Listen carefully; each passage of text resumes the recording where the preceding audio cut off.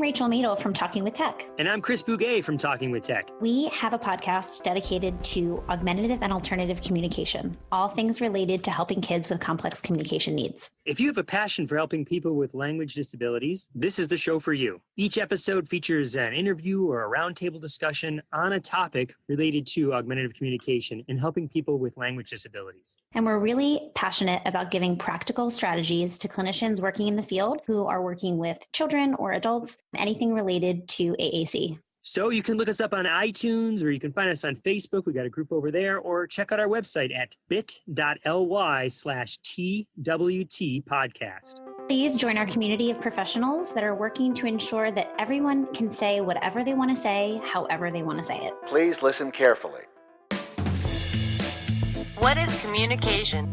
An essential behavior of life. We have the both blessing and responsibility of trying to foster another. It's the strongest way for two people to convey information to each other. Communication is a lifeline. It's just connection with other people. Connecting people in terms of ideas, thoughts, or needs. Draws us out of ourselves, draws us into that relationship, builds up our families. Without it, we'd be lost. Whatever it is that we do to express intent and achieve an impact. Communication is the ability to express your needs, wants, frustrations, and desires to anyone that you feel needs to have that information.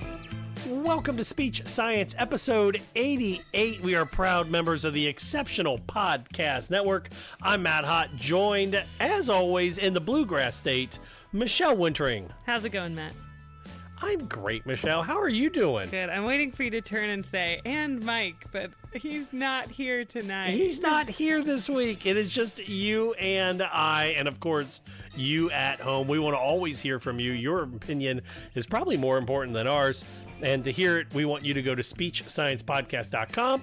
And from there, you can always phone call us, 614-681-1798.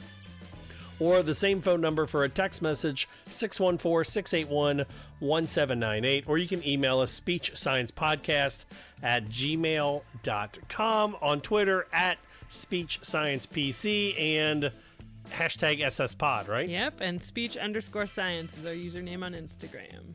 There we go. We love the social media. Michelle, I don't know about you, but I get to start seeing kids this week.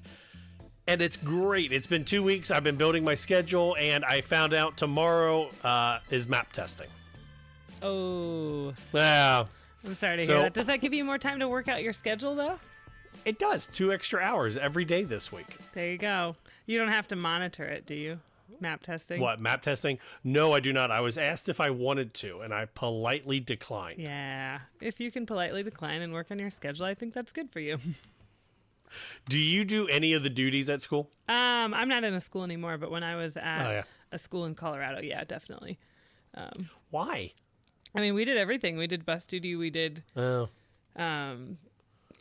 monitoring, map testing equivalents. We did all of that. But we were also employed by that school, and it was technically its own school district, and we were part of the team. So there you go. That's fair. I am employed by the school and part of the team, but do not do any of the extras. Hey, time management is important, and it is a good skill to learn how to say no as well, professionally.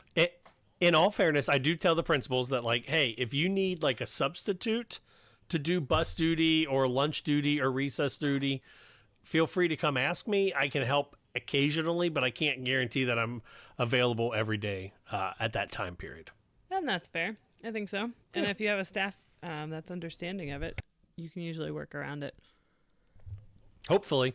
So that's my week, trying to get ready for students and then having testing come up and throw a big curveball at me. You look like Michelle, you got a new school haircut, though, Matt.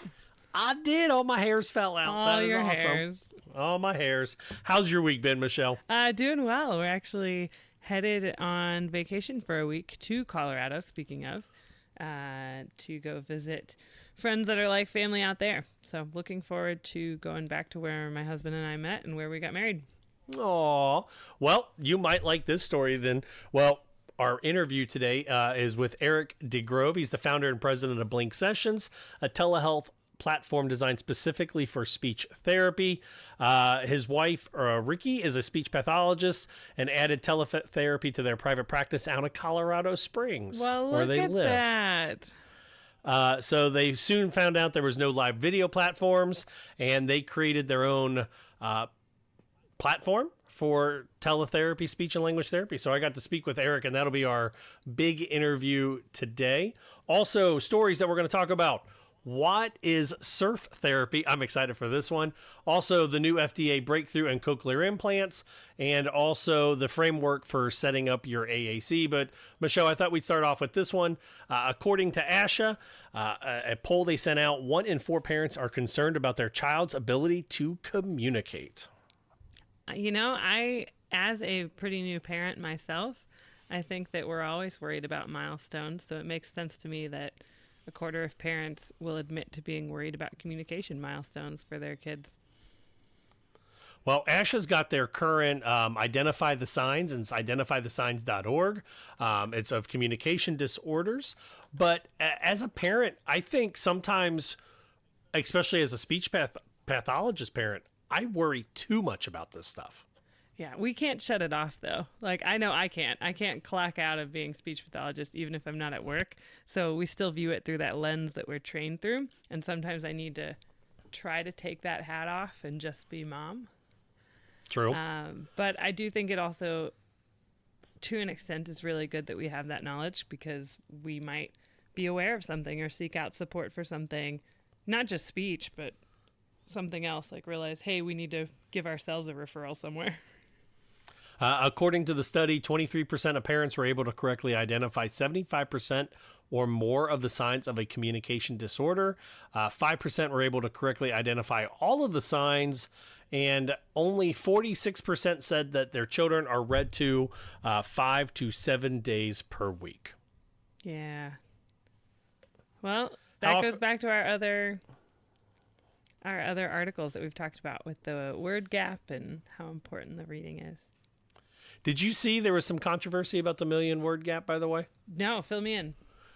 Basically, they were saying that the 1,000,000 word gap was a little bit misleading because no one reads to their children that much. Oh, okay. So it was kind of, they're saying it was a little bit skewed because there's only a very small amount of people that read to their children that much, the 7 days a week that they did in the study. Wow, I couldn't say that sentence 3 times fast. Mm-hmm. But you know what, though? I mean, in our house, my wife kicks butt. She takes care of the reading, unfortunately, to the kids because I get home a little bit later than I want to. But I think our kids are read to 4 to 5 times a week at least. Mm-hmm. Yeah, I would say the same with my son. But thinking back to that study where they said, 5 or 6 books a day? Yes. I can't say it's 5 books a day. No. I mean, we read a book a day for sure. But he's also 1, so we're you got a little time. The attention span there. But back to this article though. The one thing I was gonna say, what kind of stood out to me is the top reasons the article lists that parents gave for not seeking treatment were uncertainty about where to get treatment, pediatricians telling them that their children would grow out of the problem, a child's school or teacher saying there wasn't a problem, parents thinking that the concern didn't seem like a big deal, and parents not knowing where to start or who to contact. Yeah, that's the one that gets me the most, is the one where the doctor says it's not a big deal. Well, or according to this, the school or teacher saying there. Mm-hmm. I've had a lot of parents come to me and say that their doctors have said, hey, it'll be okay. He's just a rough and tumble boy. He'll grow out of it. And he's 2.5 years old, not talking. Mm-hmm.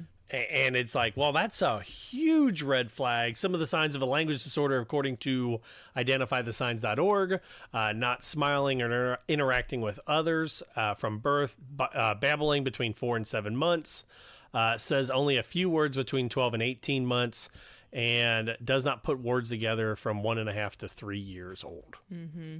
And I'm a big advocate. I have some friends who are pediatricians, and pediatricians I've gotten to know working at different clinics, just because they'll send us over referrals. And I always advocate for the parent and to seek the referral and for the doctors to send them. They often wait till after that 2-year appointment, sometimes till 2.5 years before they'll send them to a speech pathologist, because I think it's red flagged at the 2 words by 2 years, 2 words by 2 years, which is a great benchmark. But there's a lot of kids putting more than that together, and there's some that aren't yet. And my mom used to use the analogy of children being on a scavenger hunt for skills versus just a list that they check off. That, your son versus my son is going to grasp different skills before in a different order, because it's a scavenger hunt. It's not just like do this, then this, then this. I love that, a scavenger hunt. I love that. It's like you might find a different one first, but I'm a big advocate for getting the evaluation, getting the assessment with the speech pathologist, because we can give them ideas for home. We can give them, hey, here's where your kid's at. And maybe they're right in the middle of the bell curve. But we can also, through that eval, notice, okay, they're in the middle of the bell curve, but you know what they're not doing? They're not yet putting those 2 words together. So here's some things you can do to work on carrier phrases or longer sentences, or making them verbalize, not just communicate through gestures. My youngest, Andrew, he was about 1.5 and was barely saying maybe 5 words. And when he was 2, he was putting maybe 1 or 2 words together, but it was very, very sparse. And then somewhere right around like 2 and 3 or 4 months, my wife and I were saying maybe we should go look at getting him evaluated, because I am not I've said it before. I love little kids. I do not work with little kids. I just don't have that therapy brain. So we were going to look to maybe get him evaluated. And then overnight, it was just an explosion of vocabulary. Yeah. So he hit that, what we call the language boom, right? I've heard that term. And I know for kids, it can hit most of them 18 months to 2.5 years. But it depends on the kid, right? Yep. And if you listened to last week, he was the one that was trying to talk all the time in the back of every interview. There you go. But no, you know what, though? I mean, like, how do you handle it? We're SLPs and we try to help parents, but like, is there a way to tactfully push a parent to get their child evaluated? Say they're 1.5, 2 years old. They're not saying many words. They're not easily understood. What I do is I try to, like I said, encourage the eval for information, because the minimum you're going to get from a speech language pathologist evaluation, if they don't qualify for treatment, is you're going to know that, and you're going to know where they're at, and it might ease some worries too, because then okay, yeah, we're okay. Maybe my older kid was actually early on that bell curve, and that's why I'm thinking this kid's behind, whatever it is. But the best news would be catching something earlier than later. So my thought, whenever I've had friends ask or patients ask. Do you ever volunteer for that, by the way? What, volunteer what? Like information to friends that don't ask? Honestly, it tends to come up. Or there's ways. Does it really? Yeah, okay. It tends to come up if they know what I do. Or Fair enough. Or once they find out what I do, it tends to come up. So that's fair. There's few times that I think I've ever felt like I needed to say something and they weren't receptive to it. And I wouldn't, if it's just a kid I'm passing in the supermarket, I'm not going to be dispensing. You're at the local Kroger's. You're like, hey, that kid is not intelligible and he's not saying any words. He's at least 4. Ma'am, you should. He's a weak 4. Ma'am, you should go take your son to a speech pathologist. He may need to be worked with. Here's my card. No, I'm not. Oh, how do you get your referrals? Kroger's, Giant Eagle. I'm not handing out business cards to random people, but I do think most parents, just going back to the article, we worry about milestones. So if we cross paths or have a friend who works in that field, we might be more comfortable asking for it. And I remind the pediatricians I work with that if parents have concerns at 18 months, and at then, 18 months, and you see them in between 18 months and 2 years, do you, with the doctors? No, I think it's 18 months, 2 years, and then 3 years. Yeah. So I've told pediatricians, hey, at 18 months, if they're very concerned, even if you're thinking, let's just wait till 2 before we get that referral, start the referral process, because depending on insurance and all that, it could take a while. And if there's wait time before they could get in for therapy, they might be past 2 years old before they even get in for that treatment, but at least you've started the process. And that way, they say suddenly their kid hits that language boom and they don't need it anymore. You can always turn it down. That's true. It's easier to cancel than to reschedule. Yep. For not needing. If you need it, please. Exactly. Reschedule. The survey, for anyone was listening or wants to know, it was over 1,100 parents of children ages 0 to 8 were collected from March 20th to March 27th online. So, pretty interesting. We want to hear from you, though. How are you helping parents identify the signs? Head over to our website, speechsciencepodcast.com. Email us, speechsciencepodcast@gmail.com, or text or call 614-681-1798. We haven't had a voicemail in a while. I think our last voicemail was the lady from Australia. Oh, yeah? Do we have a winner for the Asha dinner with you yet, Matt? No, nobody has done the $100 Patreon to eat Asha dinner with me and a guest in Disney. Man. Just saying. Hey, if you're coming to Asha, it's a pretty nice dinner. Matt's a good I'll buy dinner guest. Are you going to Asha yet? Have you decided? I'm trying to. Okay. Let me know when you do, because I got exciting news. I'll tell you off air about that. Man, you're such a tease for our guests. I know. our listeners. All right, our next story coming up out of Asha as well. This is the study out of the American Journal of Speech Language Pathology by Allison Bean and Lindsay Padden-Cargill and Samantha Lyle. It's a framework for selecting vocabulary for pre-literate children who use augmentative and alternative communication. Michelle, I know you spent your grad school years in the AAC labs at The Ohio University. Not to be confused with the other one in the state. Do you know, until What's we your big graduated, takeaway I from didn't that? realize that it had the in front of it when I got my degree, my diploma. I'm wearing my world's greatest Bobcat shirt while we do this, by the way. Perfect, which is the Ohio University mascot, by the way. Right. But Michelle, you did your time in the AAC labs with Dr. John McCarthy. Say it anyway on Twitter. What's your takeaway from frameworks for helping with vocabulary? I was looking through the article. I didn't get to read it as detailed as I would have liked. But, gosh, I wish I could work with more AAC. Do you get to see a lot of it, Matt? I just moved to a new school district. I think I've got a handful of AAC devices. I know I was talking to the high school SLP, and they have a ton of devices. Okay. Yeah, so maybe you'll have some more opportunities for it. I've only done a handful of AAC evaluations as a practicing SLP, but in grad school, I definitely learned a lot from Dr. McCarthy, but I feel like with technology changes, I'm behind the curve already with what AAC systems are out there. But I do like how this article talked about, of course, we want the core vocabulary. We always hear core vocabulary, but they also emphasize that it's individualized vocabulary, that no AAC system should only consist of core vocabulary, that you have to have that fringe and specific vocabulary depending on the kid.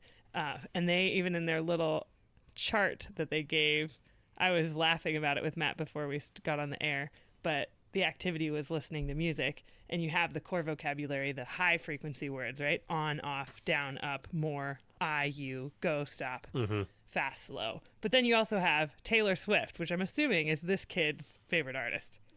Right. Because that's the related vocabulary that needs to be programmed on that device. Well, they talk about there are 4 variables that you should use when picking the vocabulary. It's the context of the environment, which can be used. So there you go. There's that go, on, off. You could use those for music or pretty much any activity. Yeah. Right. The time span during which the vocabulary will be relevant. So if it's just a vocabulary term that's used during that 1 10-minute session, maybe not use it as much as the word that you can use throughout the day. Whether the vocabulary can elicit and maintain interactions with other people. So again, your Taylor Swift example before, That's only for a very select few people that know her music and enjoy her music. Mm-hmm. And then lastly, whether the vocabulary will facilitate developmentally appropriate grammatical structures. This one's the one I always have the hardest time with when picking vocabulary. Mm. And that means, is it going to facilitate longer sentences for them with correct grammatical structures, right? Correct. Sorry, I was taking a drink. That's the one I always have the hardest time with because I like those quick action words that don't always necessarily facilitate longer utterances. Yeah.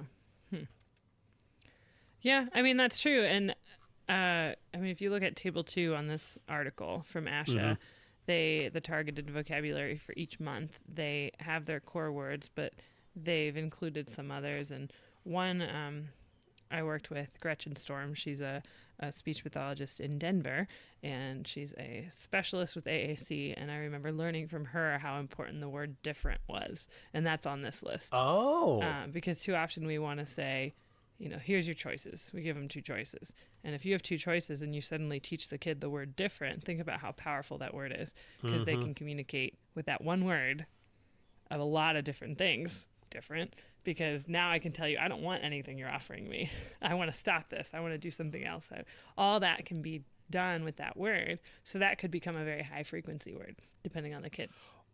One of the hard parts I have with AAC training in general, and this chart kind of reminded me of it, is having a set list of vocabulary words to target for each month.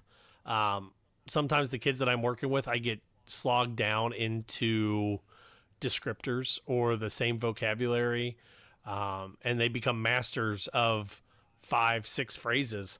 But then it's like, oh my gosh, we can't generalize I want a swing or I want blue crayon or XYZ. We can't generalize that into McDonald's or Burger King. But those might be, well, depending how often they go there, McDonald's, if they're just an example. Yeah. But I'm thinking like a field trip, right? Like they're going to have that vocabulary for a specific field trip to the local farm and petting zoo.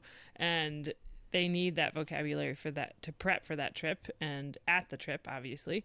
And then they need to be able to still access it, to reference it, to retell, which is going to engage with other peers. So even that fringe vocabulary can be important. True. I don't know. I love AAC. I was actually listening to, where was I? I think maybe I was at OSLA last year or the year before, and they talked about the importance of learning this and that as a concept. Yeah. Because you can then very quickly say, do you want this or do you want that?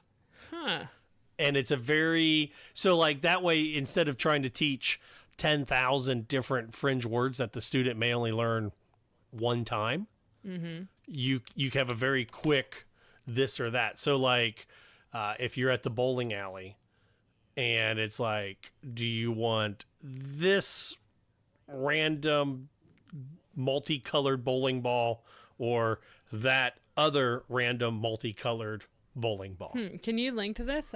I'd like to see that. Like I said, it was at an OSLA presentation, so I have to dig through my notes. Yeah. But I might be able to send that, and I might be able to put the link up to the OSLA website if I can find it. I want to read about that. I think it was like during a Q&A session, too. Yeah, because I'll be honest, I often skip those. At least. Yeah, no, so... Go ahead. I didn't mean to cut you off. I'm sorry. No, so like they were saying, like that was like the importance of this or that. So then that way you're giving the student that random opportunity for something that doesn't have a word. Like how often do you say, oh, can you go get me that?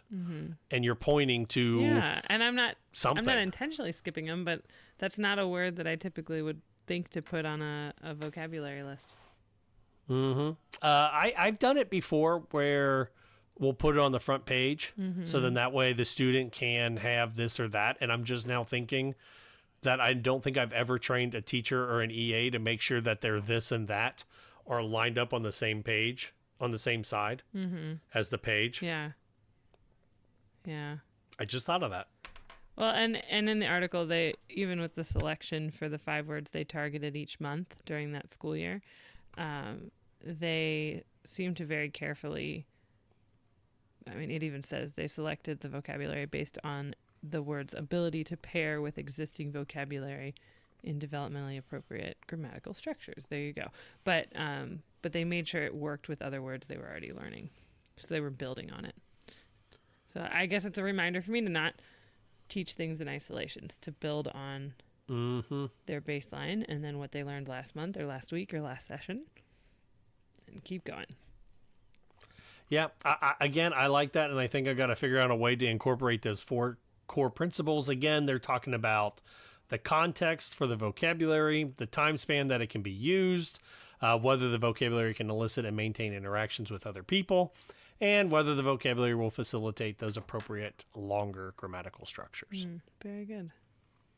So, coming up after the break, I got to sit down with Eric DeGrove, the founder and president of Blink Session, a telehealth platform designed specifically for speech therapy. And then after that, we'll talk a little bit about the breakthrough in cochlear implants and what surf therapy is. We want to hear from you. Head over to our website, speechscience.com, and you can email us speechsciencepodcast@gmail.com or give us a phone call 614-681-1798. We'll be right back. You're listening to Speech Science.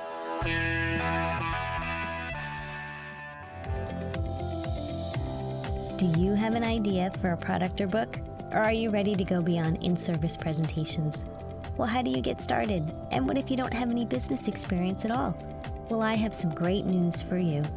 I'm Mei-Ling Chan, and I'm getting the nitty-gritty stories from parents, teachers, therapists, advocates, and people with disabilities who have created successful businesses, and they're sharing their intimate stories with you. Listen to us on the Exceptional Leaders Podcast and fast-track creating and building and sharing your idea with the world so that you can help more people.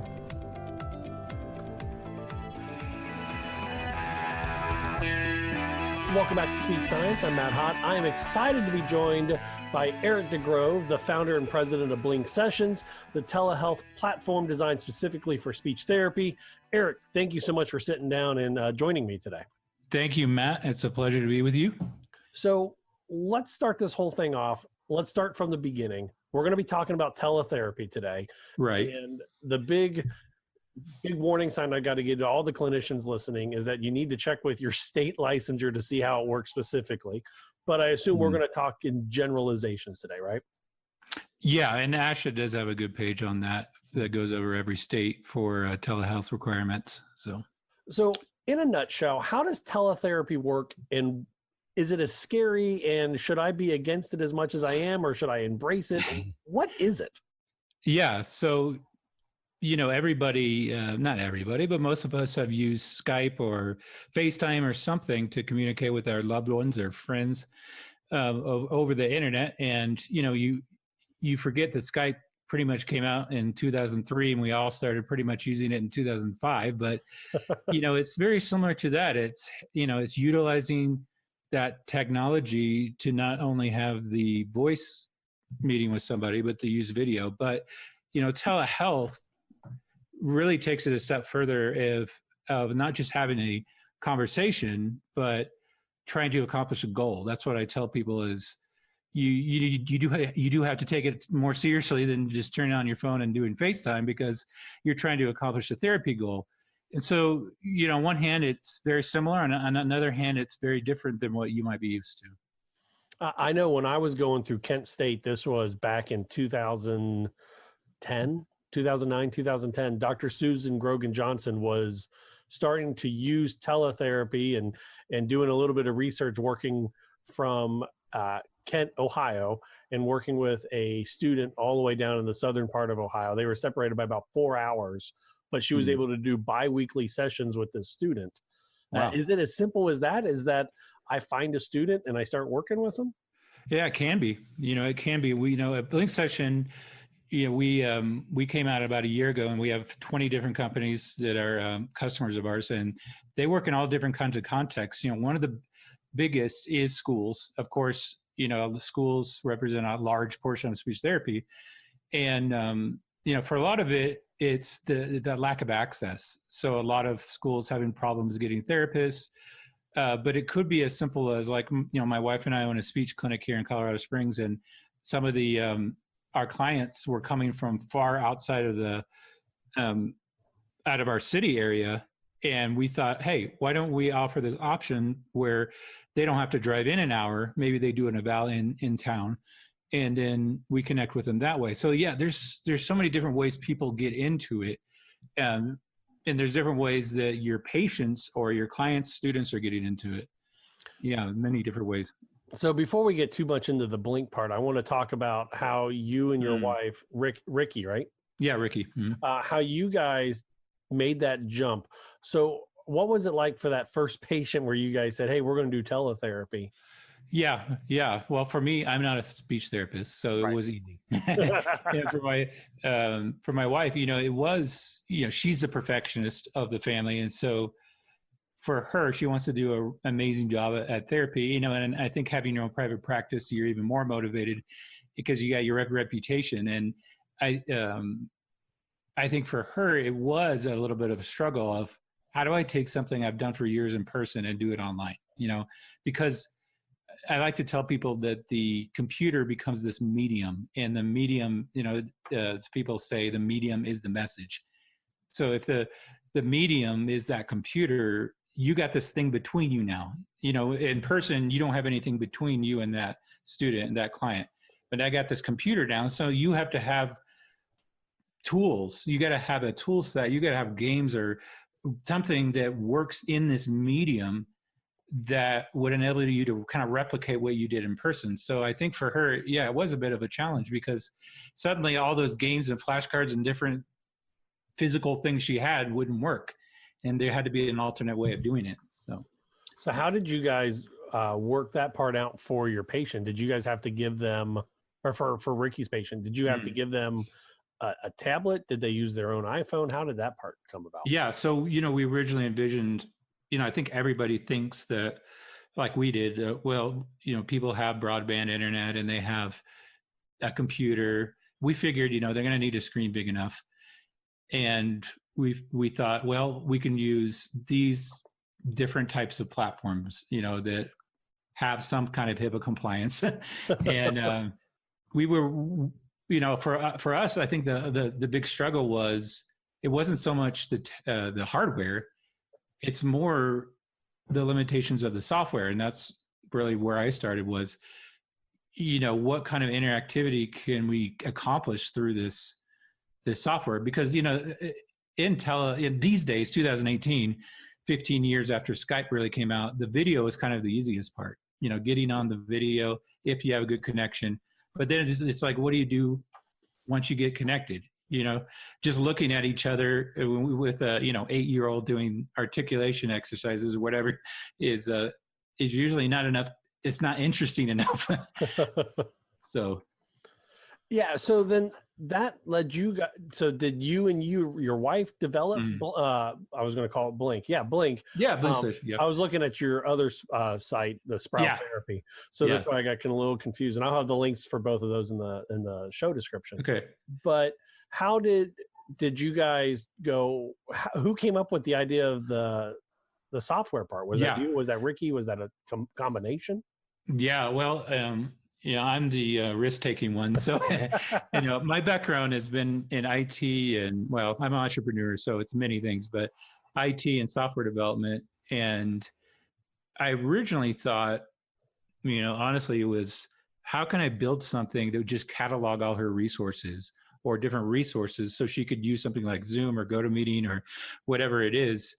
And then I started developing this kind of like resource catalog for her. And I said, well, since we have the resources here in this software I'm making that's all web-based, why don't I just put video in here too?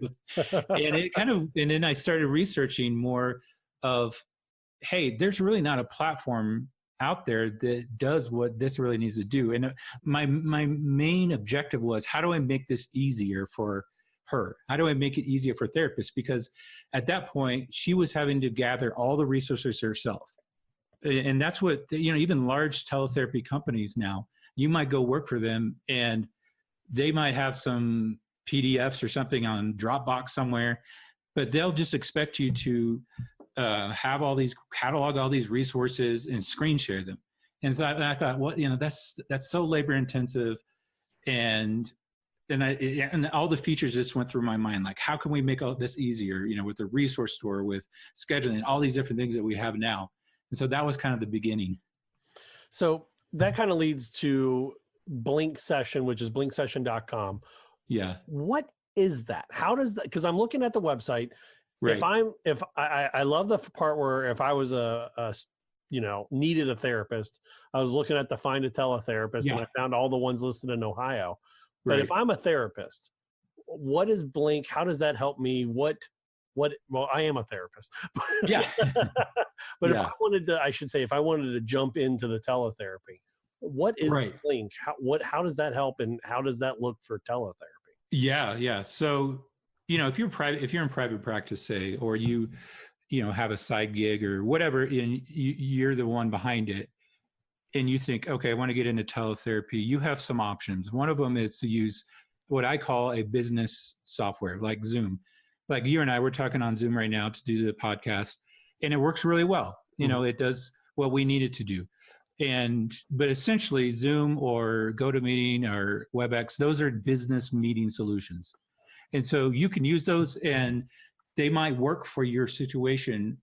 But what we wanted to do was solve some issues. One of them is that those software packages don't provide any way for you to really interact with your patients, your clients, in terms of, there might be a whiteboard, but you have to adapt it to work for therapy. So everything about Blink Session is built for therapy. And we had some technical requirements that we wanted to meet in order to make it easier. One of them is that we wanted it all to be in the web browser. So, if you use Google Chrome, Firefox, or Safari, all you have to do is go to blinksession.com. And if you have an account, if you're signed up, you go to login, and there's no software to install. So, I was just personally tired of having to install software every time I wanted to have a meeting with somebody. And I was also thinking of, your client, your client might not, they probably don't use their personal computer for business meetings. Right. So they might use Skype, they might use FaceTime, but they might not use Zoom, and they might not use WebEx. So I didn't want your client, your patient, to have to install something. And the browser now technologically is advanced so much, so we can do video, we can do interaction without Flash, like Adobe Flash plugin. We can do a lot of things right in there. And so it just makes it where it's like going to your email, you log in, and it's just so simple. And then one of our bigger companies that uses Blink Session used to use WebEx, and they report how much easier it is for the clients to get on. They get an email, they can log in, they have a dashboard, they click one button and they're in, instead of having to download software, click a link, all these different things. So, at its essence, Blink Session is a website that you log into and do therapy online. Does that answer your question? It does. And as you're talking, I'm kind of looking through and kind of seeing the free trials and kind of going back and forth around all of that. So I guess I'm a little cautious when it looks at teletherapy, and because we know the effectiveness is out there. Ash is doing the research and has showed that telepractice and in-person therapy is about the same amount of growth. So it's not so much that, but I know as a therapist that if all goes wrong, I can pull out my deck of cards and do therapy with my deck of cards. Yeah. How does that happen? Is there a deck of cards that I can use on teletherapy, or how does that work? Yeah. So, in Blink Session, one thing we have is we call it our resource catalog, but we built this resource catalog like Teachers Pay Teachers, where you can actually, if you're a member of Blink Session, you can go in and sell resources. You can buy them. When we have about 100 that are free. And so we have like articulation cards, we have language, we have all these different resources, game boards, all kinds of different things, where when you start as a speech therapist or another type of therapist on Blink Session, you start with something and you have a personal resource list. You can pull from our catalog, or you can add your own. So you can upload Word documents, PowerPoint, PDFs. You can create your own matching games, and all those little features are built. So like I said, when you start, you can kind of visualize how I would replicate what I did in person with those physical flashcards with our virtual flashcards. Oh, cool. And you don't have to go and, scan in your flashcards or do something crazy like that. It would be very, very labor intensive. But to me, what I noticed with my wife was, you use resources. You're not like in telehealth. So much of the world of telehealth has been so focused on doctors and then on the other side of like mental health. There's a lot of mental health platforms.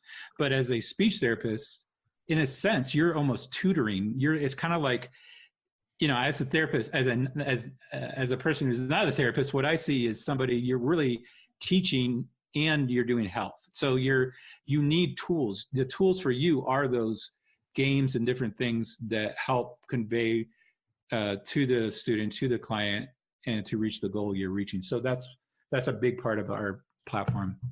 Now, you were saying that it's not necessarily the scan and everything that I have, but if I've spent the money on, let's say, the walk book, am I able to use my PDF, like my digital file on there? Am I able to? Yeah, and that's with our cloud, everything with Blink Session was nice is everything's in the cloud. So you go on, you log in, you have your resource list, and you say, I want to add a resource to it. You can upload your resource. We convert it all to make it work exactly perfectly in our system. And then when you join a session, all you do is click your resource list and join it right there. And we even have a scoring module. So if, say you bring that resource in, you can score how well that student is doing. You can write the notes. Yeah, you can write your SOAP notes right in the system. There's all these little features where we try to make it easy. But one of our goals was to not just give you a bunch of different games and resources, but to enable you to use what you want to use. So if you want to upload something, you upload it. It's always there, even if you switch computers. And another thing is, if you have multiple therapists, you could take that resource and you can share it with them, so they don't have to upload it. So we've kind of thought of all these little things that help out. So what are some of the biggest hurdles? You're working with other therapists, obviously, and I'm kind of looking through and I see like a Aphasia toolbox and what is that? The Lighthouse therapy. Right. I'm personally just looking in Ohio, seeing who's here. But what are some of the hurdles you've seen other therapists have kind of stumbled on when they jump into telepractice that maybe they don't know about before they get there? Yeah, that's a good question. I would say 90 to 95% of our business as a software platform has been from people, private practice, school contract people that are new into teletherapy. So we've got a lot of people that are either want to add it to their private practice or they want to start a business doing it. And so there is, I think first off, one of the big things is the tech stuff. As a speech therapist or any kind of therapist, you're not used to sitting in front of a computer all day. So, a nerd like me who does software development, I'm sitting in front of a computer all day. And so there's just a familiarity with software, with these different tools that you just have to get used to. You have to say, hey, now I'm going to be sitting in front of a computer and I have to know how this works, because not only are you going to be using a computer, your client, you might have to be the IT person for them. You might have to call them on the phone and tell them how to turn on the internet or whatever it is. But I have if you go to blinksession.com/articles, we even have a quiz. We have a are you tech ready for teletherapy quiz? Maybe in the show notes you can put a link to that. But because it's not so much of ability, it's just that those therapists are just not around their computers as much. So that's the biggest thing. So your wife, like you and your wife, or your wife owns Sprout Therapy that's out in Colorado, correct? Right. Yeah. What is how many does she have that it's telepractice versus in person? Yeah, for her personally, it has slowed down because we've grown a business, so we have a lot of in person. But it is growing. I think right now she sees about 38 people a week and maybe 5 over telepractice. I'm not sure. I'd have to ask her. but it is something that's growing. What's interesting is the consumer market is different. You know, I have an article on our website too about this, that this gets more into how to start a online teletherapy business, but you know, the consumer, I call them consumers, but they're clients, parents, aren't, you know, a lot of them aren't really used to the idea of doing therapy online. And honestly, some of them, sometimes people will just say, well, can we just do this online? Or can they just do it on their Kindle? It's interesting because people will think about it without even really being exposed to, you know, professional telehealth. Right. And that's actually that's something I want to write an article about, because sometimes when people say that, when your clients say that, it's almost like you have to take a step back, because to them, it's almost like, can this be the convenient way of doing this? But there's a lot, if they just think, oh, I can just do it on my phone and while my kid's driving, you know, I'm driving my kid to soccer practice, that's really not going to work. And so, when you look at, can I add this to my practice? I think there's so many issues with that, you know, and getting people on, like getting individual consumers, individual parents on the computer and getting them situated it does require a lot of thought, you know, various things. I kind of went off on a rabbit trail, but no, it's okay. So this isn't going to be something, teletherapy is not really, oh, my patient is homesick today, so we're just going to blink in. Yeah, it could, you know, it definitely could be. But I think, and that's something, you know, we were at ASHA a few weeks ago and we talked to so many people, over 1,000 people we personally talked to at our booth on, and so many people interested in teletherapy. And a lot of private practice people will think, well, you know, if it's a snow day, they could just use Blink Session or Zoom or whatever to do the therapy. Well, the problem with that is that might work, but you as the therapist have to be prepared to do that. And you don't have all the tools that you're used to using in person. So what if you're used to use, you know, with a 6-year-old, you're used to using a specific game. Well, you're not going to have that game online. And so that's why it's much better to develop that tele relationship with a client that you're used to doing the therapy online with. So let's say I own a private practice. I go, oh my gosh, I want to move into telepractice. Yeah. I contact you guys. What is the next step? How do you guys walk me, the therapist that owns a private practice? Right. What are the steps now, I guess? So I'm going to call Blink or I email, I guess, because we're all doing technology. Yeah. What's the first things that I need to know? And then how does that all work? Yeah, so you can just go to our website and you can sign up to watch a demo or call us, or you do a free trial. You know, it is software at its core. We do offer other services like training, and for bigger companies that we have a network of people that can train therapists in doing teletherapy, from pediatric, adults, everybody. And because, you know, a lot of this comes from my heart, which is to help people. I want our company to help people get online and make it work. And we see ourselves as more than just a software company, you know, and that's really, I think that's what people need. You know, when you think of meeting online, you think of using some piece of software that you already have on your computer, like Skype or something. Well, with us, what we want to do is say, hey, you know, there's more to it than that. We can help you with really good software. We can help you with training and various things maybe your company needs to get rolling. So, I mean, really, you just go to our website and you can contact us if you have questions. You can see how it all works.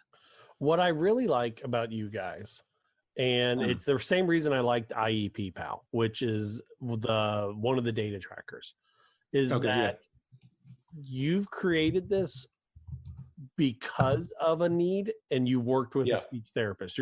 The speech therapist you work with is Rikki, your wife, so that helps out a whole lot. She can probably tell you right away when something doesn't feel right for therapy. And IEP Pal, it came along because he watched his daughter doing therapy and saw how much the therapist was struggling for data.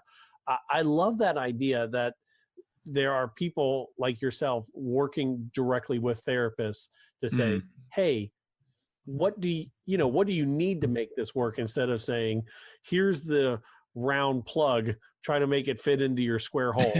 And yeah, exactly. It's you that needs to change. I love that. Yeah. Well, and I think, like I said, the telehealth world has been so focused on doctors because, and your audience will know this, they're the ones that have all the power. And my brother-in-law is a doctor, and he didn't mind me saying that, but they're and then on the software side, if you're going to spend millions of dollars to develop software, you want to sell it to all the businesses. And there's so much with money and power that goes in it.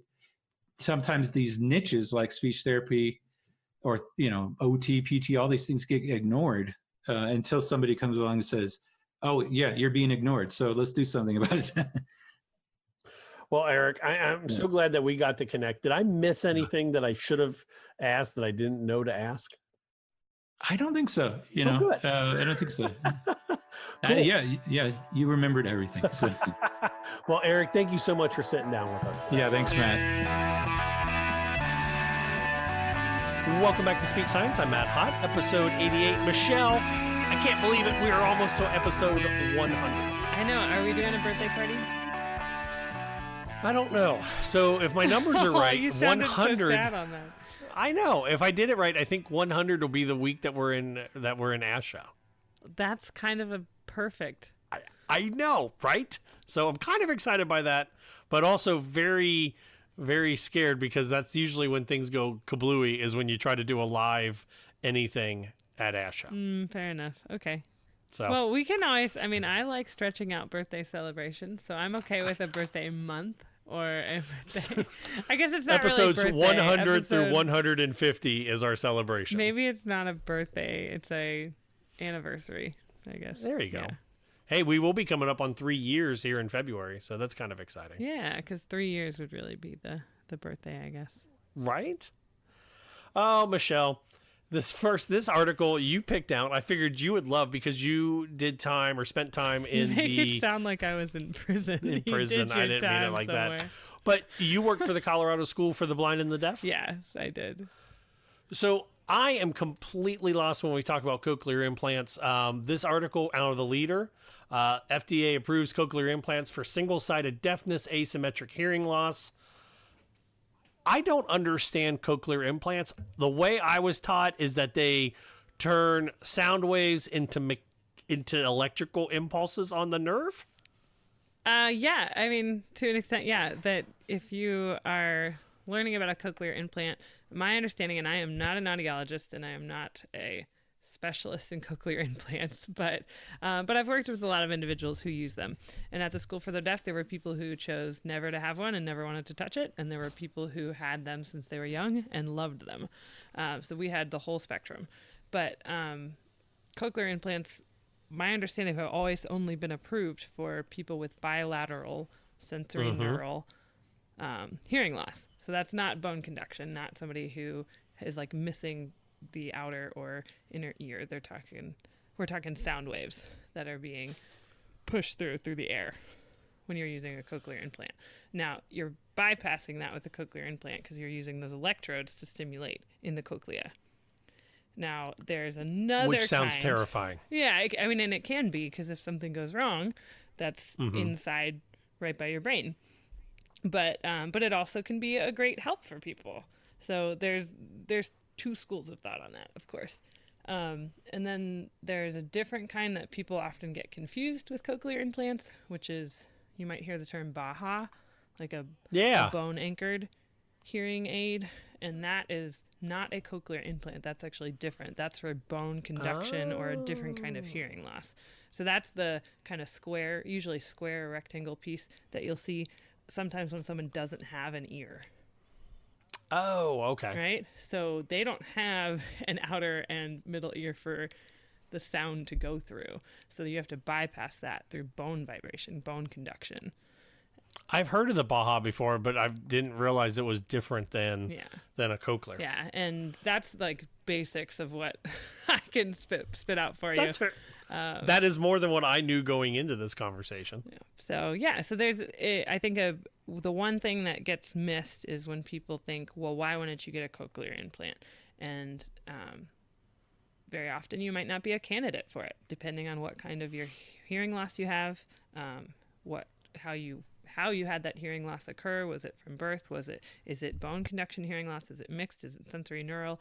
What's happening with the process of hearing, and what device are you a candidate for? And it sounds like they've approved, unilateral versus bilateral. So before you had to have profound in both ears, and now you can have profound in one. Yeah, it is saying that it is now approved for people 5 years and older with single-sided deafness who have profound in the sensorineural hearing loss in one ear and normal hearing or mild in the other. They also approve for people 5 years and older with asymmetric hearing loss who have profound hearing loss in one ear and mild to moderate severe loss in the other, with a difference of at least 15 decibels and pure tone averages between ears. Mm-hmm.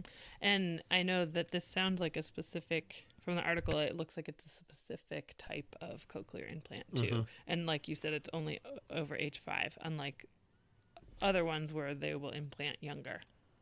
Why are we looking at over age 5? Do we know? I don't know if that's just their stipulation for the unilateral, it sounds like, for the one side hearing loss. Does anything happen between that age? Do you know? I'm not the expert to ask there, but I mean, no, I know. That's a lot of language development. I think it's probably the critical sound development that might happen early on if you have bilateral profound hearing impairment. Check out our brothers and sisters in the audiology field for more information over there. I know. Can one of our audiology listeners call in or let us know your info, or an SLP who works specifically with that, does oral rehab? I have thought about calling my son's godfather, who is an audiologist, multiple times when audiology articles happen there. But we want to hear from the speech science listener who would know better. Yes, I would love to hear from you. Hit us up. Go to our website, speechsciencepodcast.com. And from there, you can email us speechsciencepodcast@gmail.com or give us a phone call, 614-681-1798. Or, Michelle, if they want to find us on the hashtags, where do they find us? Hashtag SSPod on Instagram. Speech_science is our username. You there? Yep, okay. Sorry. I hid the bar, and I was trying to figure out how to get my bar back at the bottom of the screen so I could figure out what our last story was. Oh. Our last story, surf therapy. And I bring this up because, Michelle, you are on the path, or are you learning more about hippotherapy? I went through the level 1 training for hippotherapy, so utilizing the movement of the horse as part of speech, occupational, or physical therapy. So this is coming out of NewJersey.com, NJ.com, and they call it, quote, surf therapy, bringing joy to those that need it. And basically, it's a group that brings people out to learn how to surf. I want to go see this. This sounds great. I love it. And I mean, it ties right in with the rec therapy.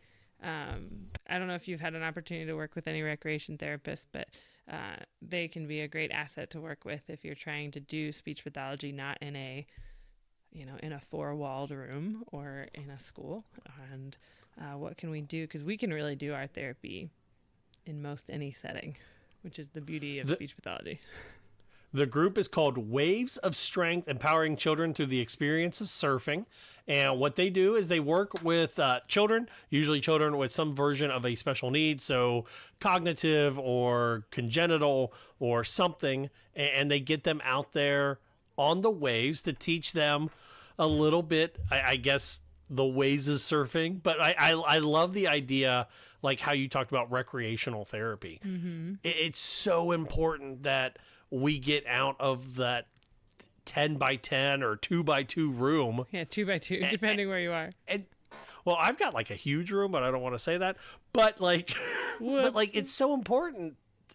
Lucas Stuber, who used to be on the co-host on the show, he would send me photos when he would go indoor skydiving or whatever with some of his students or his patients. That was so cool. That's awesome. I just clicked on the one. I love their name, Waves of Strength, but I'm going to see if we can contact them because I looked at what they're all about, and here's the part that's highlighted. Waves of Strength truly believes in the healing power of the ocean, the concept of surf therapy, in quotes, and its positive effect on cognitive and physical development, self-confidence, and personal growth, as well as stress relief and socio-emotional well-being for our younger generations. That is awesome. There is a student, his name is Dante, was born with congenital diaphragmatic hernia, a birth defect of the diaphragm. His mom, Jennifer, says he was born with no diaphragm, causing his internal organs to be improperly arranged. He only has one lung. He spent a year in ICU, came home with oxygen feeding tubes. He's now walking, running, and learning to surf. How awesome. This is one of those stories that every time I look at it, I just get a bigger smile. But I love it. It's like with the hippotherapy or service dogs that we talked, briefly with Rachel last week, the idea of bringing more stuff into our therapy sessions. We talked about core words earlier and fringe words. Think about all the vocabulary that you could use surfing that you can use in everyday life. Mm-hmm.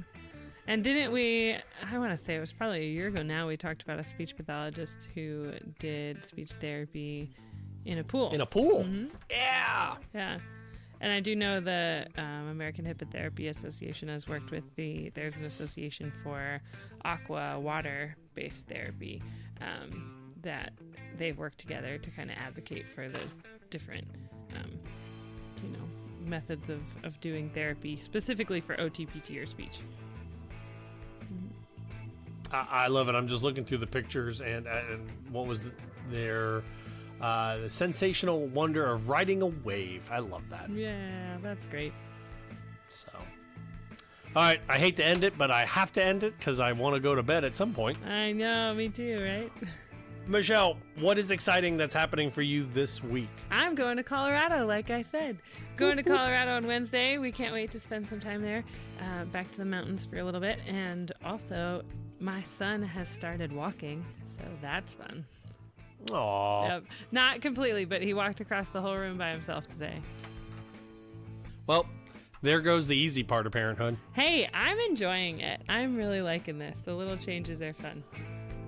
No, they are fun, but there was a sheer terror when the kids could start walking in my house because, you kind of baby-proof when they crawl, but once they start walking, you really have to be like, oh, that's no longer out of their crawling range. It's like, oh, that's within their walking range.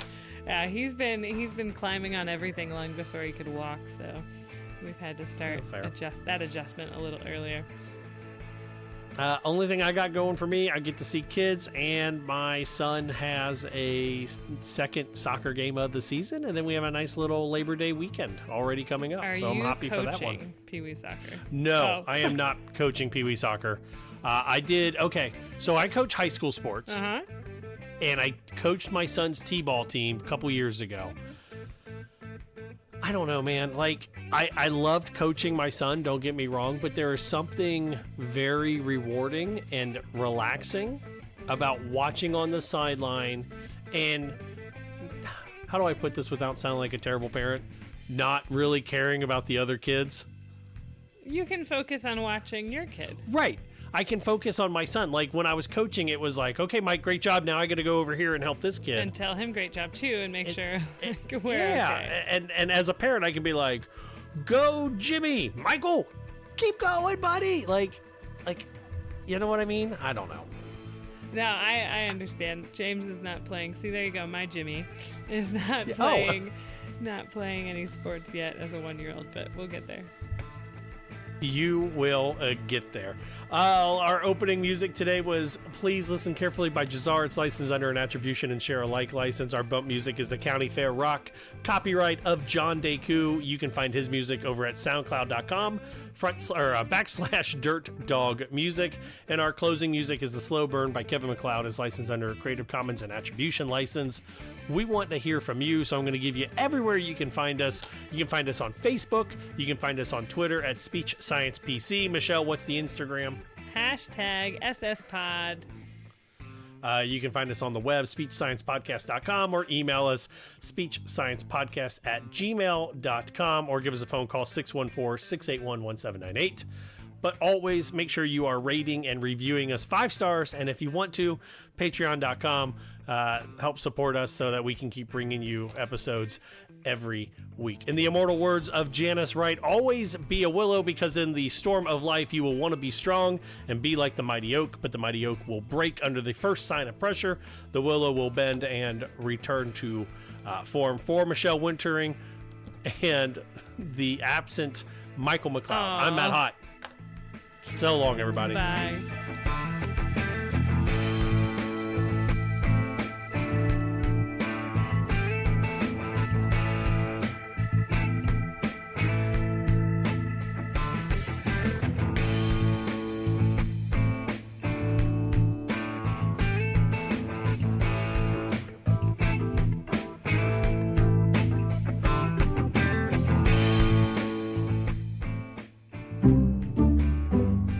This has been an Exceptional Podcast Network production. Speech Science is edited and produced by MWH Production. Please follow Speech Science on Twitter @SpeechSciencePC and like our page on Facebook. For more original podcasts, please visit exceptionaled.com and rate and subscribe to our podcast anywhere you get your podcasts.